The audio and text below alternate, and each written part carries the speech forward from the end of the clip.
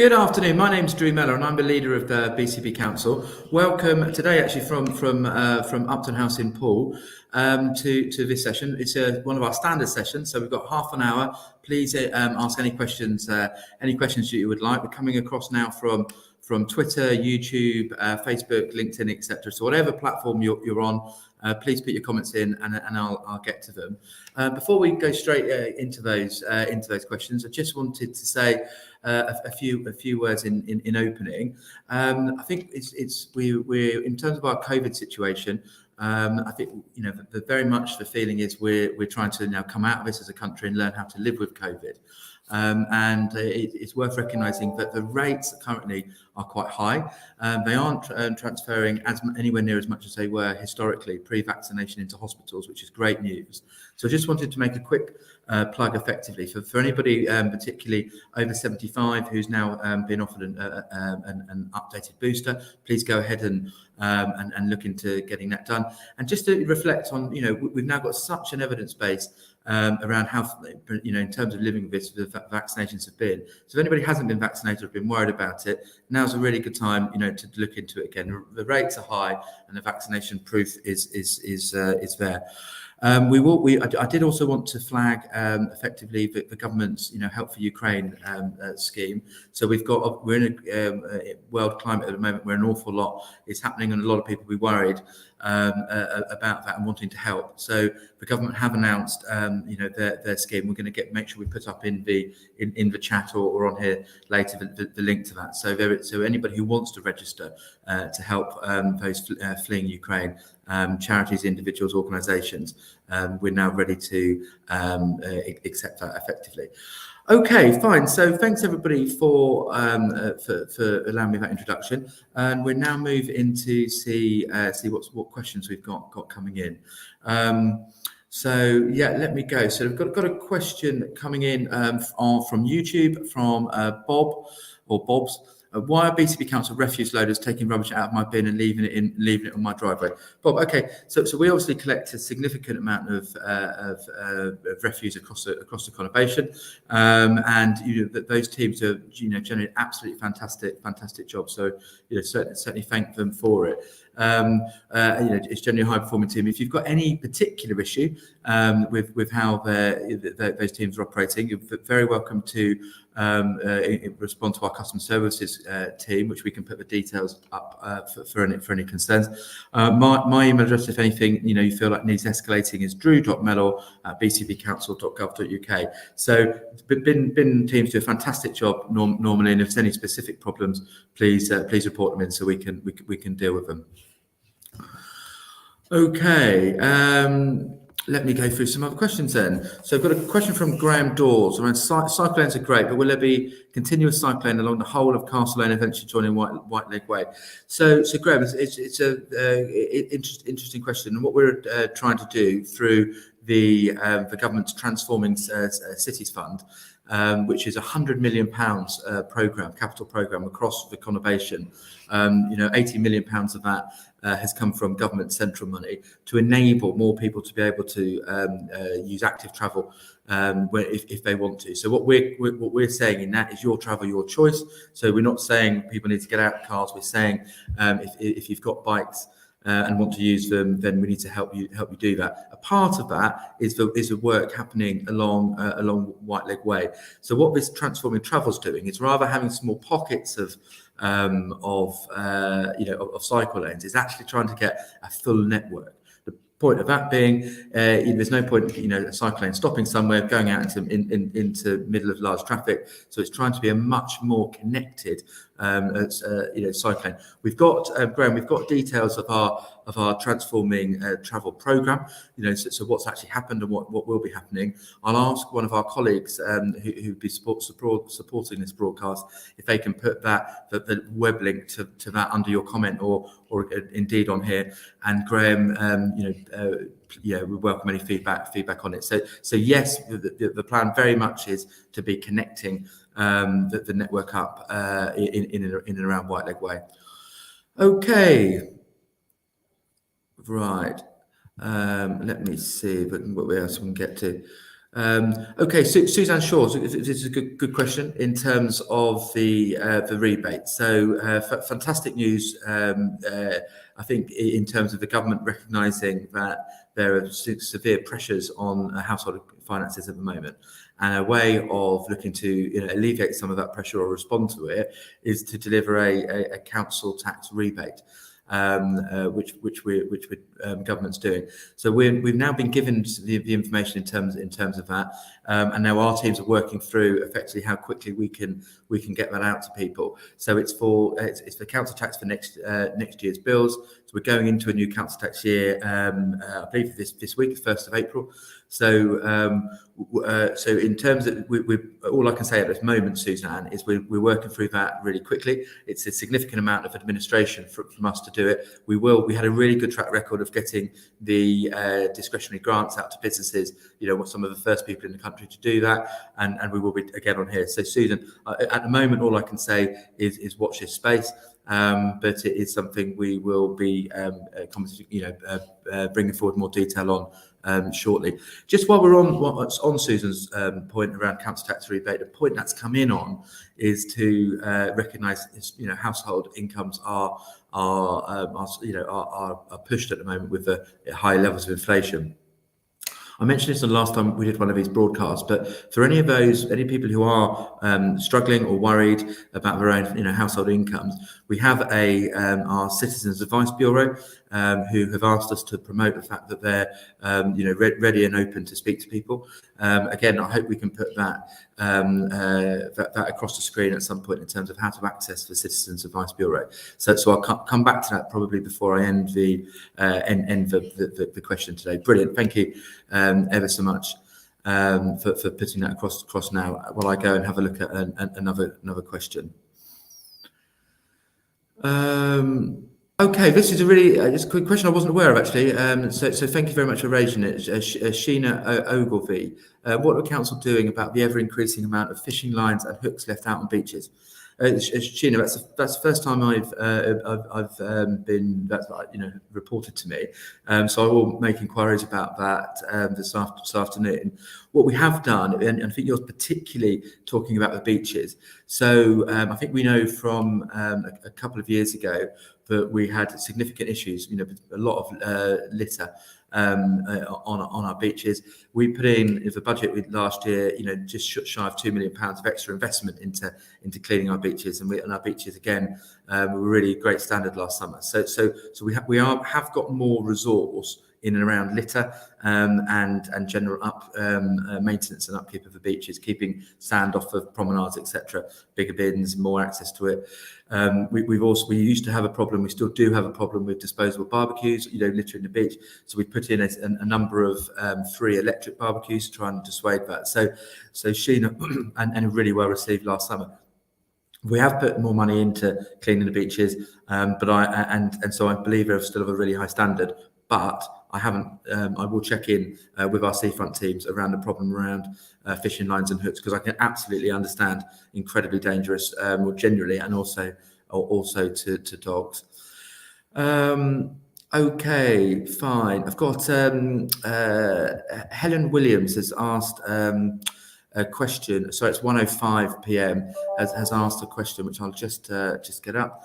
So Helen's feeling quite exasperated by local councils. I believe you mean councillors in Oakdale who have conflicts of interest in cycle companies.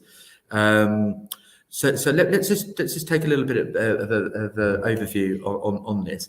What we've done as an administration when we came in, we said that we were really keen to support active travel if we can, but we want to do that in the right places and where residents have been supporting it. So one of the best ways of, we took the decision of trying to get that local feedback in quickly was to ask local councillors whether they wanted to keep the emergency cycle lanes that had been put in or not. And then we, nearly without exception, supported local councillors to do that. Oakdale's an interesting situation because I think it was effectively the first time where the community came really quite strongly and against the local councillor opinion. And we then effectively did reopen some roads in Oakdale because of that local opinion. So we very much are listening, Helen. I appreciate that the local councillor in question, is a strong active travel supporter, which we credit her for. Where that it doesn't match up with the views of the majority of local residents, we will try and act. It's a difficult balance. We believe local councillors should be the right people to speak for their residents democratically, but where we feel there's a bit of a rub up with that, it's not quite working, we will look into it. So again, we really want any feedback people have on any of these emergency travel measures. We're passionate about saying, your travel, your choice, which means we need to create environments for people to be able to cycle, but we've also we're doing that so people can still use their cars effectively. And it's just by taking a few percent of the people who are current car users for journeys they don't, want to use cars for, it can really help all the rest of us driving around and ease congestion. So hopefully that was, appreciate you feeling exasperated, Helen. In Oakdale, we have reopened at least one of the ETROs, and please make any further comments, to me or to your ward councillors. Okay, Andrew Tame, got a question from 1:05 p.m. as well. We've got about unlawful encampment in Rigler Road, Hamworthy. When is this going to be removed? As has been there for a long time now. Okay, two specific points I'd like to just raise about this. So I had a meeting with the Police and Crime Commissioner, Dave Sidwick, last week, and my colleague Councillor Bobby Dove, to talk about a joined up approach from the local authority and the police in terms of unauthorised encampments. So our position is, and this is Dave's first full year as the Police and Crime Commissioner, we want to support each other with a higher level of deterrent and intervention around antisocial behaviour in any form. And that definitely incorporates unauthorised and unlawful encampments. So what we're saying, there's a technical piece which is called Section 61, which allows people, if a certain criteria or has been met in terms of illegality or public nuisance, etc., we're having a much stronger joined up conversation with the police, so we will be able to move people on more quickly. So we believe we're going to have a much more impactful stance this summer around unlawful, unauthorised encampments, which is what we believe residents are telling us we need to do as a council, and Dave's hearing as the Police and Crime Commissioner. There is a specific situation in terms of the people I believe in Rigler Road, which Andrew, at that meeting I was updated on, and I've asked for an update on. So it's work in progress on that one at the moment, but more widely we are seeing now a much more interventionist stance from the council and the Police and Crime Commissioner, because we need to the public can't be impacted the way the public have been impacted historically about these things. So hopefully, as part of our cleaner, greener, safer, significant investment in safer and a better partnership, a more strong partnership with the police who are really passionate about standing with us on this, we believe we can impact that a lot better this year. Andrew, if you'd like to email me, drew.miller@bcpcouncil.gov.uk, so I've got your contact details, that'd be really helpful, because as I'm getting an update on the Rigler Road situation, I'll come back to you directly. Thank you very much, Andrew. Okay, let's see where we go. Okay, so it's a connected point here, Miranda Clapcott, because I've just been talking about antisocial behaviour. So 106, so I'll just touch on this briefly and then move on to a new subject. Crime on the rise. Sorry, my email's coming in. Is it worth a look at your budget of putting in street cameras over the next few years with video and maybe even volunteers to monitor? Well, yeah, this is a really important point, Miranda, because again, this is about us and the police working more closely together. We are committed to reducing antisocial behaviour. Personal, so I've got two young children, 2 and 4. Immense frustration when you go to a children's play park and it's vandalised, when people are in their homes and their communities they don't feel safe in. We have to. Town centres, we're hearing historically, we think it's improving. There's some really good news coming forward on our town centres in the coming days. But we need to make all these places feel safer. We have put an extra investment in CCTV, and that includes the cameras and it includes the people to monitor it. It's a very regulated process, so it's difficult to move forward. But I've asked our officers to look at where we can push the regulations further to put more CCTV in operation. So I'm expecting a significant investment in CCTV to come forward. So Miranda, one, we have done, literally in the budget we put forward in February, there was extra money going into cameras and into people to look at them. Can't be volunteers. It's really regulated. It's got, it's really important as well. These are only used as a deterrent, as a way of capturing crime, etc. So we've got to manage it carefully. But other than the money that's gone in, I'm expecting us to put a much more significant amount into CCTV, because it's about certain legislation like RIPA Act, etc. And we're pushing, and we think we can actually put more in. And alongside the Police and Crime Commissioner, again, we're making a real play on it. So Miranda, we have done, and we are about to do a significant amount more. So thank you very much for raising it. It's a really important point. Okay, Val Kendall, 107. Any chance there could be more refuse bins near bus stops, especially where there are takeaway facilities? Yeah, that's a good point. Actually, we're making a commitment across cleaner, greener, safer. I haven't, so we put town centres, seafront, etc. Many more bins, many bigger bins. I haven't looked specifically at effectively near bus stops. I'll ask the team to look into it. There's no reason, we put extra bins, more investment in bins in any other place where there's litter. So Val, I think that's a really good point, and I'll ask the team to look into it for you. So thank you very much. Okay, I've talked about COVID, so won't go with that question yet, but.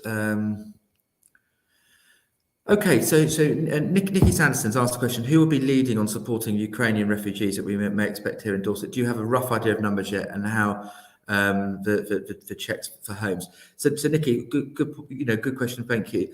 I'll reiterate that the best way for us as individuals to help is to either donate to the Disasters Emergency Committee appeal. So donate cash, which is really well received. I think we saw the concert last night raise a significant amount of money. So that's really helpful. But if people want to register their support for services, the government have got that's up and running now, that link. So, and again, I've stated we will get that up on here at some point, but hopefully before the broadcast is out, or in the chat bar below. So that's how individually we can help. When these any refugees come into area, we then have, as a council, put a wraparound service there. Often children, and I think we can particularly see with Ukraine, it's often women and children who are leaving these war zones. So we put in a significant amount of service. So whether that's unaccompanied children going into our looked after children environment, whether that's our housing colleagues, looking at them, education wraparound. So as a council, we really step up, and we're running a strong process through our communities team and our health and housing team effectively. Yeah, thank you. Thank you very much for the Help for Ukraine link there, which you can see below. So we as a council step into that space. So I think if your question was who will be leading or supporting Ukraine refugees, that's as a council, we will be, as and when they're with us. And the Home Office, sometimes it gives us a significant amount of notice when we have a cohort of refugees, and sometimes it's hours. Regardless, we immediately step up a full wraparound service, because these people need to be supported. But if there's anything further in that question, Nikki, that I haven't answered, please feel free to contact me directly, and we can look into it. We are doing, as a community, a significant amount, and I'm really glad we are. And I know from personal experience that the visa process that the government has set up now is improved from where it was originally. You can do it online, and it's much quicker. So, and that's more about if you're supporting people who you're already aware of. You can actually apply for their visas for them, which is great. So, any questions about it? Any worries about it? Please contact us. drew.mellor@bcpcouncil.gov.uk if you would like to, and we will help support anybody that we can. Okay, yeah, and sorry, I just actually noticed there's a couple of questions about Ukrainian refugees, so I won't bring them all up, address them individually. So if I didn't get to your specific question, we might see if we have more time later. Yes, okay, so on YouTube, we've got Apologies. We've got a question from somebody called M, which is 110. Is anything happening about potholes? I've noticed they're getting worse and nothing happening. Yeah, absolutely. Completely. I understand that. So what we did in the budget we passed in February, we put in, I believe it was £600,000 of new money into, we call it pothole patrol service. So where we're actually going to be over and above what we were originally doing, we're going further, and it's £600,000 a year to be invested in potholes. So we'll be announcing some details about that and about how the public can more directly say, look, there's an issue here, please come and address it. So yes, so agree with you. We've noticed it in February. We put a £600,000 pothole patrol service in over and above the existing budgets. So hopefully that's good news, and hopefully where potholes you're seeing will be soon fixed. It's actually a massive problem. £600,000 won't fix it, but it's a big commitment to move it forward. As quickly as we can. And a really important part about the pothole patrol concept is we want the public to feel much more connected to it. So please call in, and we're moving towards a report it function, which our transformation journey will get us to, where people will be able to take pictures of things, send them in to the council, and it will effectively create a line of work for us to do. So we want to become much more receptive about interacting with the public. And it's currently through the report it function. We will be appifying it over time, so we can take pictures and send it in really cleanly into our systems. Okay, Lauren Tompkins with a question about Bournemouth and holiday resort. Apart from the beaches, no shops left for holiday makers to bring revenue into town. What is BCP encouraging about businesses to come back to the CBD, which I presume means Central Business District? Yeah, Lauren, really, thanks for the question, and it's fundamentally important. I think what we're seeing is a real change in our high streets and our town centres. So we've put in a high street and district centre strategy, and we picked 3 high streets at the moment to revitalise those high streets and as a pilot, effectively, to look at interventions we can make that really support them. So those are areas of priority for us. Those pilots are Kinston, Highcliffe and Broadstone. So really across the conurbation, and all very different types of high streets. So we're putting in a significant amount of investment into those pilots, and if that works, we then roll it out across our other district centres and into our town centres. What we're also doing is we put millions of pounds now into our cleaner, greener, safer piece. So to trying to get the town centres cleaner and safer, with more urban greening as well, so that they're more welcoming places for people to be. That said, there's a massive shift across the nation nationally in terms of retail and how town centres and high streets are used. So you're right, we have lost a number of really important, really big retailers from particularly Bournemouth Town Centre. What's actually, we've got some really good news coming in the next couple of days about somebody coming in to take one of those spaces, who've seen the potential for Bournemouth, and it will really improve the offer there. But less in retail and more in that sort of hospitality, high class venues as well. So and different hotel investment going in. So the town centres are not going to be what they used to be. They're going to be different. They're going to be more people coming in and using them, and having more of a social experience while they're doing the shopping they're doing. We've seen in Poole, in Kingland, and the real resurgence of independent retailers. So what we're trying to do through our high street strategy, apologies, is have a lot more support for independents, and so it's a mixture of things we're doing. So how can we support independents? How can we create the space for these places to be clean, safe, environments, and how can we put enough investment in around the conurbation and speak highly enough of it and talk it up to attract really large, high quality brands to come in that really lift the whole experience. So Lauren, get it, absolutely get it. Hear what you're saying, and we're doing a lot now to try and move it forward, and it's starting to happen. So if you look at Bobby's, which was Debenhams, I don't know if anybody's been in there, absolutely fantastic, some independents in there. The gallery, again, about that more experiential, so the fantastic gallery, Stuart Semple's put a load of time and energy into that as a fantastic artist we're proud of locally. Then the independent shops as well. So I believe I genuinely believe people calling the death of the high street far too early. They're just changing, and we're being really proactive and trying to support the positive change across Bournemouth, Christchurch, and Poole. So Lauren, thank you for your question. Let me see. I've got a number of questions I haven't answered. So let's try and speed up. Okay.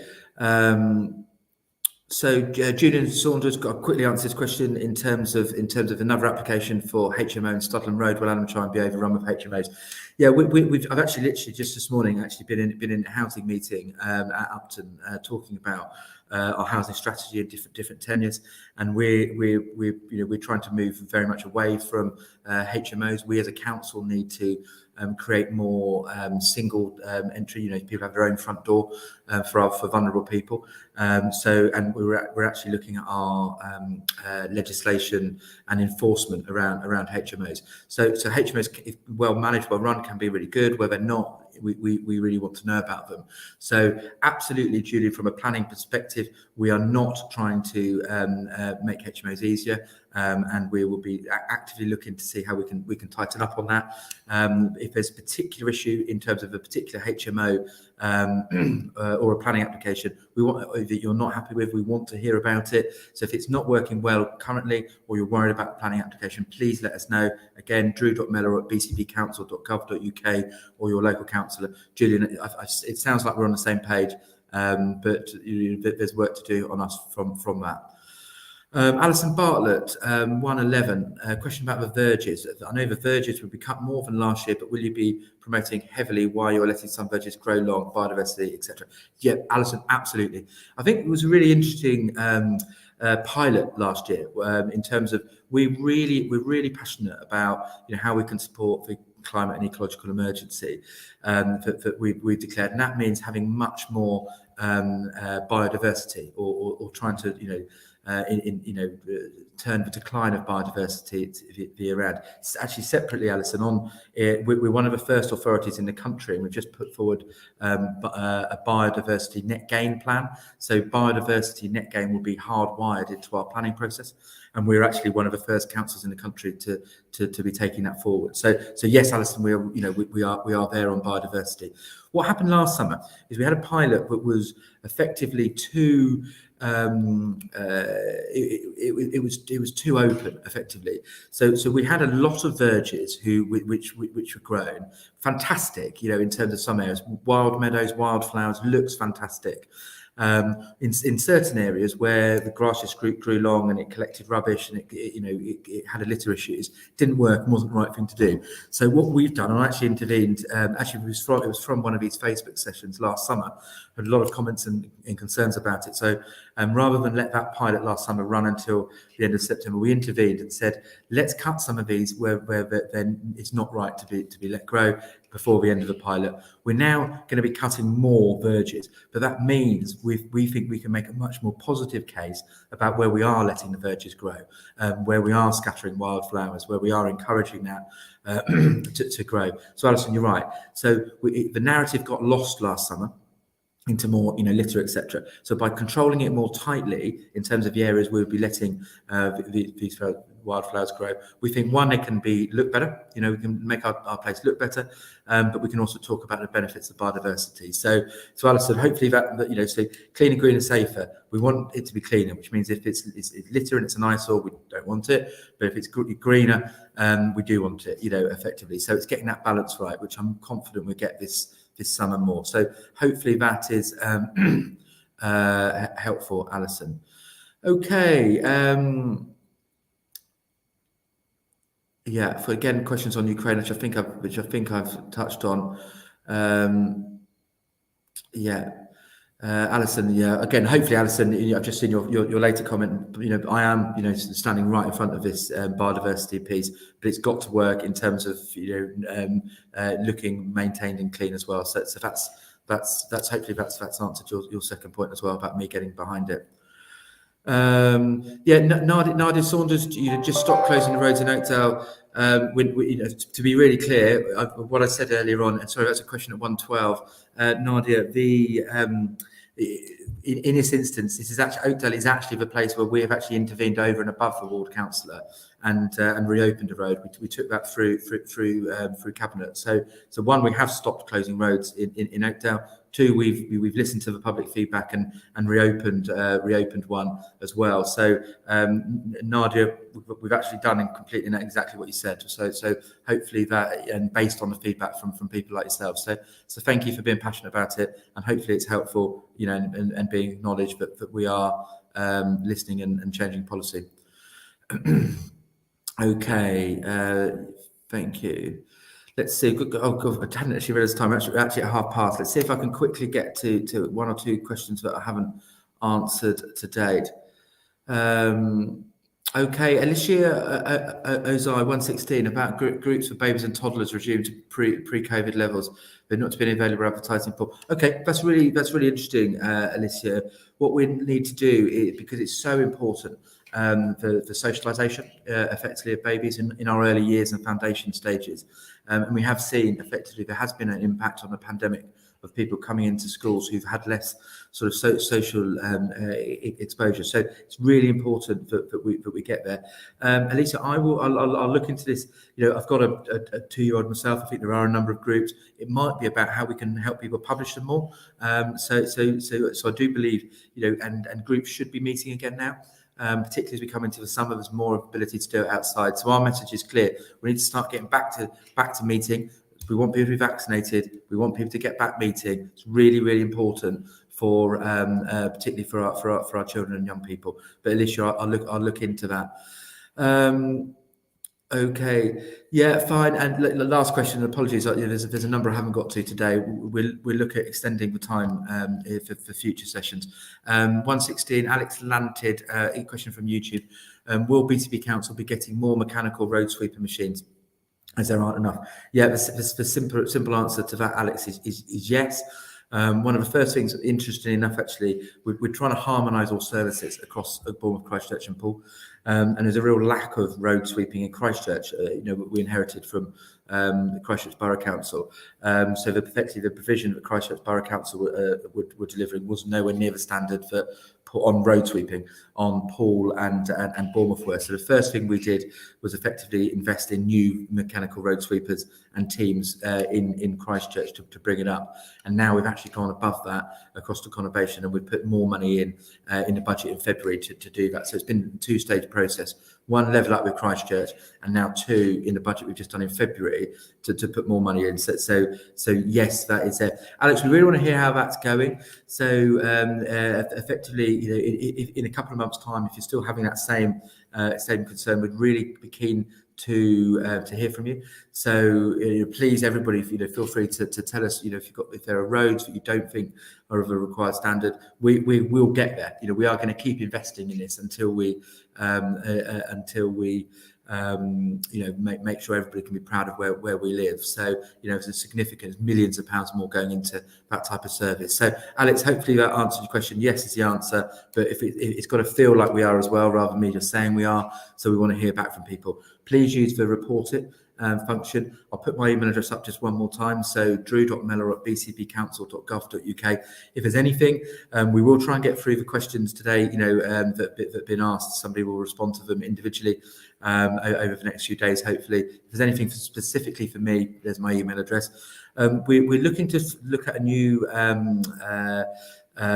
effectively we like our themed session. So if there's a particular topic, we had quite a lot again on antisocial behaviour today. We've had quite a lot on houses and HMOs, so we look at that. But if there's anything specifically, do let me know. I'd like to also say, actually, it's a really positive thing. We've announced at the Air Festival. The Air Festival dates are I think it's the 1st to the 4th of September. Let me just check that. And the Typhoon and Red Arrows have announced they could be joining us again this year. Yeah, so that's Thursday, September the 1st to Sunday, September the 4th. So there's a lot of positive things happening. Really appreciate everybody's support and their feedback as well. If there's anything you would like to discuss, please don't be backward in coming forward on it. And thank you ever so much for your time. Apologies to those people we didn't get to. We've overrun by 5 minutes anyway, so we'll try and get back to everybody. Keep well, and I'll be back here in 2 weeks' time to do the next 3 sessions. Thank you, everybody. Bye-bye.